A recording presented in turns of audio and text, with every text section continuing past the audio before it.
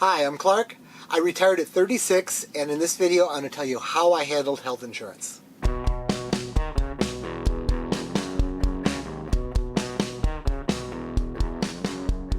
In this series, we talk about how to live a more intentional life by focusing on 5 things. Defining your enough, what you need to be happy, and how you can prepare for that life. Understanding investment theory, what you need to know to get there. Developing good habits and motivations to help you along the way. Actually doing it. Specific steps to work towards your enough goal. Lastly, finding community so you can connect with others also striving to live an intentional life. Today we're talking about how to handle health insurance if you plan to retire before the age of 65 in the United States. Health insurance is the scariest part about retiring when you're not old enough to qualify for Medicare in the United States.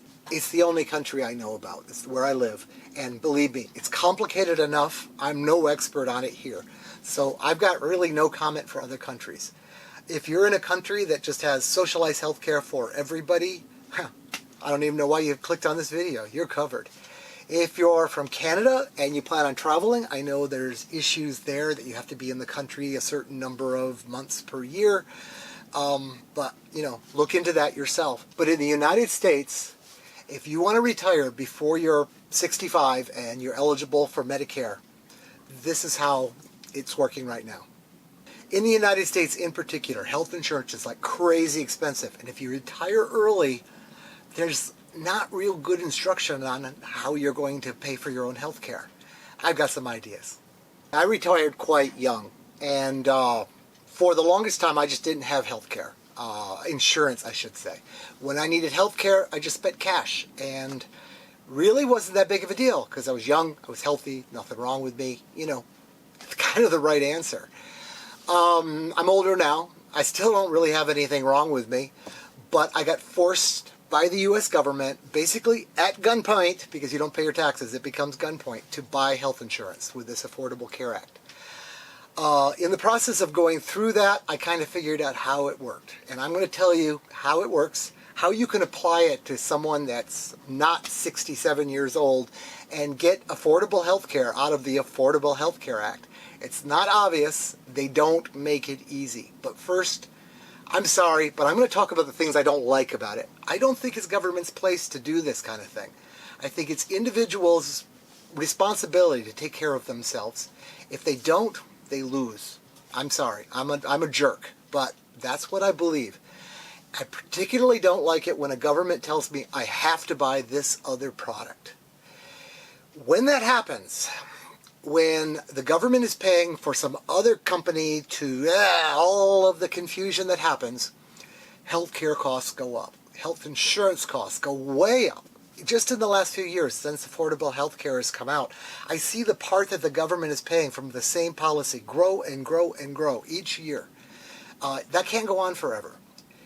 If you paid for your own health care and there was no insurance, you would actually negotiate with the doctor. In fact, the doctor might even have sales. And healthcare would have a reason to be affordable. But when you add insurance and then you add somebody else paying for it, there's no reason for it to be affordable. Things just get more expensive. If you applied this model to fixing your car and you went in and your mechanic said, you know what this car needs? Solid gold lug nuts. It would probably run better. Let's give that a shot. If you weren't paying for it, you might say, sure, what the hell? And obviously, that was ridiculous. But if you were actually paying for it, you'd tell them, go to hell. I'm going to someone else. I want a reasonable cost on this repair. Only the person paying is the person in a position to decide what's a reasonable cost. And I think that should be the person who's getting the product. Okay, enough ranting. I'm sorry about that, but I couldn't just tell you how to use a government program until I let my thoughts on it be known. Affordable Health Care Act. It's a deal where, originally at least, every American had to buy health insurance. The idea is if everybody bought health insurance, then we'd all be paying for everybody else's health insurance and the world would be a great, wonderful place and everybody would have a kitten. So they forced it upon us. I had to go for it. And when I first started doing it, I found all over the place. Some years I would have like really high insurance costs or relatively high. A couple years they canceled my policy on me. And I really had to look into it to figure out why. Why is this happening? So here's what's happening. If you buy your health insurance through the Affordable Care Act, the Healthcare.gov, they look at your income. They look at your taxable income, which is not at all associated with your income in many cases. It's the amount that they mark as taxable. And if that is above the poverty line, you can get this program. In some states, if it's below the poverty line, you can also get this program. But in the state I'm in, or my residence is in, my house is in, is Florida. And in Florida, they didn't buy into that. So if I'm below, for whatever reason, I just lose everything. If I'm above, just an inch above, I pay almost nothing. In fact, I think if I'm right at it, the number would be zero. As I make more money above the poverty line, I pay more until it gets to the point where healthcare is like crazy expensive and I'm paying it all. This year, to give you my numbers, I usually don't give you my own numbers. This year, the way I balance my income, myself and my wife Emily together, we pay $8 a month for our portion of paying for the health insurance. Our health insurance is really good. I mean, it's like crazy good. It costs me $10 or $20 to go to the doctor. Pays for most all of the drugs that we need whenever, we don't use much health care. And we're not even in the United States. But when we go back, we get things checked. And it's like, it's really good. I think it's considered silver level. But my God, this particular one is as good as the gold level ones. I don't think in my situation I should be getting this good of healthcare insurance coverage, but that's what it is. Now, what's the poverty line? The poverty line isn't the line where people are like living on the streets and hoping to get a potato. In fact, it has nothing to do with your standard of living whatsoever. It's actually defined as making a certain percentage of the median income. If everybody in the United States does financially better one year, the poverty line raises. I remember during the Clinton administration, on NPR, this is a very liberal time and a very liberal reporting agency, somebody defined the difference between the poverty line and above the poverty line is whether you can afford premium channels on your cable television or not. It's really a pretty damn good standard of living. If you compared somebody 100 years ago to how they're living now at the poverty line, the guy is just living really great at the poverty line. And I could say this because my taxable income is pretty much on the poverty line. Taxable income is the part of your income that the IRS decides is in the taxable range. It has really nothing to do with your whole income, and I don't really understand all this. You could get a tax guide and figure it out, or you can just do your taxes with TurboTax or something like fictitiously and find out what it's going to be after retirement. But the way I'm set up and the way I'm invested, a lot of my money is deemed untaxable. And so I get more money to live on every year out of my dividends. I don't touch the growth right now. That's just, growing against inflation and such. But the dividends, I get them. They kind of get split in an arbitrary place by the government, and a chunk of them is considered taxable. And I think there's things you can do to move that line around, investing in different things. The short of it is, if you can set your portfolio up so that the amount that comes to you as taxable income is just a little over the poverty line, you're going to find you get very, very cheap prices on health insurance as long as this program is still running. What's that mean to you?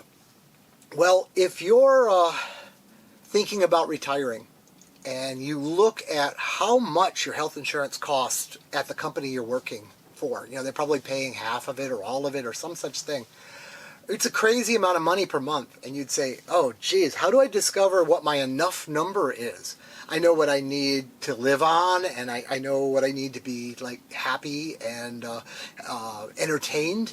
But, geez, this last number, I couldn't possibly afford that until I have $10 million. Oh, well, it's not going to work out that way. If you retire when you're younger, first off, you're going to be healthier. And it might be worth the gamble to just not have health insurance for some years. Just not at all. You can take care of a lot of your own health. When things go wrong, you can read about them and figure them out. The world's a different place with the internet. If something happens that you really need attention, if you break a leg, yeah, sure, you're going to go to the hospital. And it's going to cost you something, but it might be worth the risk. You can kind of think of it as playing the lottery. It's going to cost you $2,000, $3,000. I don't know what a broken leg costs in your area, but it might be worth it just to take the risk. When you're ready to have insurance, or if you feel you need insurance, realize that all of your life is kind of paid for already before you retire. You're very likely going to already have a house or a boat. You're going to have just things set up. You're going to have a car. You're probably not going to be driving a fancy new car all the time. You've got your enough kind of worked out. And your day-to-day expenses can go way down when you have that situation set up. You're not paying mortgage, you're not paying all those things. With your base living expenses kind of taken care of, the income you have to have that comes in that you're living off of, that you're going to be taxed on, can be low enough that you kind of get covered by these programs. So that's my take on health insurance in the U.S., if you retire young. There's other ways around health insurance too I forgot to mention. Medical tourism. Mexico has perfectly good qualified dentists, for example. You can look into the difference, and I know a lot of people when it's down in Mexico would do this. You have some big deal in your mouth and it really hurts and you need it fixed, and it's going to cost $6,000 in the United States to have everything done. You can hop on a plane, go to Mexico, go to a resort, go to a dentist at the resort or near the resort in the city, have it done, spend all the time for recuperation in the resort, have aftercare taken care of, and go home. And you got a week's first class vacation for less than it would cost just to have the procedure done in the U.S. This goes for various other things too. There's qualified doctors all over the world. Maybe you don't want your heart replaced in a country like Mexico, but there's a lot of things that they can do very well. Drugs are very, very accessible in other countries. Mexico in particular, you can walk into a drugstore. The druggist is a doctor. He's a pharmacist. You just talk with him and he'll say, oh, what you need is this antibiotic. Here you go. See how that works. And if it doesn't work, then you might want to get some advice from someone else. It's a different model. I'm not saying it's better. I'm not saying it's worse. I'm saying it's a different model. If you already know the drugs you need because your doctor's told you what they are, and you're in the United States, and it turns out they're very, very expensive in the United States, you can travel to a place to pick them up, and that's done by a lot of people. San Diego, right across the border in Tijuana, it's drugstore, other things, drugstore, other things, drugstore. The other things are dentist's office and, tourist shops and other things. Another way to get things is mail order. I have bought antibiotics that I keep in the first aid kit for this boat, in case of emergency, from an Indian pharmacy. One side thing, do not give them your phone number. The spam is incredible. But I got drugs that actually have worked when we've needed them. So that's a possibility. Certain drugs can be bought in Canada much, much cheaper than they can be bought in the United States. So a little creativity can help you. A lot of people take a trip every 3-4 months, buy a whole bunch of what they need to keep themselves healthy, and then just go back to the United States and use that as opposed to buying them at the local pharmacy where they're crazy expensive. Another issue with retiring younger is you might actually not need health care as much. I weighed about 215 for most of the time I was working. Just because I sat at a desk, I moved my fingers as my main exercise, and I had to keep my blood sugar up to perform mentally at the level that I demanded of myself. I was very picky to be like the best developer I could be. But that was not a healthy life. I now weigh around 180, 185. I'm the same height, I'm the same person, but my fat level is just so much less. It's not really that I diet. It's not really that I go out and exercise. I just live a better life. I move around more in this life, of course. I pull on ropes and make the boat go. But I'm just happier, and I don't medicate my discomfort in life with food. It's relatively seldom that I have a candy bar or a cookie. I just had some cookies, but I don't think we've had cookies open on this boat for like 3 weeks. You might find your health improves when your stresses go down. Another thing is, if you retire early, you're not going to be doing it with 10 cents in the bank. You're going to have some assets. If things go really wrong and you need to dig into those assets to keep yourself alive, well, you're young. You can go back to work. I know one man in particular, a guy I worked with quite a while ago. He was not in good physical condition. He had a defibrillator, in his heart, surgically implanted, that went off at least once a year. He had such a handful of pills at lunch every day. When you went out to lunch with him, he kind of couldn't eat. His stomach was full. He had gone back to work simply because he needed the health insurance. To live, he needed to have this. So he went back to work. But he hadn't worked for a long time, and he had that free time before his body started failing. So know that you, retiring young, you have the option of going back and working later. I was in Mexico in Puerto Vallarta, and I'm taking salsa lessons from another cruiser, and we got chatting, and it turns out was an emergency room physician who just kind of got sick of doing that, and I think there was some family money involved. But he's down there teaching salsa, and his quote that really struck me is, "Americans are the most overinsured people in the world. You should wait till you have your first angina, then get medical insurance." And he's talking about statistics here. The chances of you needing something so expensive that you can't put a big dent in your savings and have it work are really, really low. And for those things, like cardiac, it doesn't just come on you with a heart attack normally. When you feel some pain, you might say, well, let's get a checkup. You feel some pain, you might say, oh, geez, I'm going to go do the health insurance now. It might scare you into doing it. I don't know that I agree with what he said, but I agree with the sentiment of it, that Americans tend to be told to be afraid of things they shouldn't be afraid of. So, in closing, if you want to retire, when I retired, 36, fairly young, I considered that young, or you want to wait, you're still working at it, maybe you're closer to my age now. There are solutions. If you don't make huge amounts of after retirement income, or you don't make nothing and you have like nothing available to you, if you're in the middle, the system is there to take care of you. I can't promise that system's going to be there forever. There's always a risk. The way healthcare is going, do you trust that it's going to be there in 20 years? I just don't know. I, for one, when I retired and I made the decisions to retire in my 20s, I fully expected Social Security wouldn't be alive now. I don't even know if it will be alive, when I qualify in 10 years. Geez, I'm old. But it is. It did make it somehow. So, probably the safe bet is there'll be something. Generally, when politicians use our money to buy votes, it's hard to close that program down. So don't let concern about health care scare you away from retiring early. Enjoy your life on your terms. If you found this at all useful, if you found this helped, answer some of your concerns, please help me out. Subscribe, of course. I know I haven't done a financial in a long time. We've been working on the boat, and generally I want all the financials to look like this. Well, this was a disaster area all summer. We were working on the boat. But you can also help me by, thumbs up right down there. Hit that button. Comments are great. I love to answer comments. It just gives me pleasure to chat with people.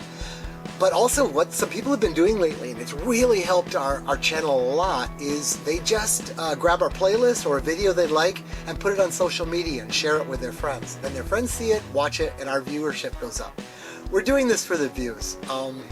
We've got to the point where we make a tiny bit on income from commercials, but it's insignificant. It doesn't cover eating out a few nights. But the views make us feel like it's worthwhile to do the work of making these videos. So I'd appreciate it if you'd help us out. Thanks. Bye.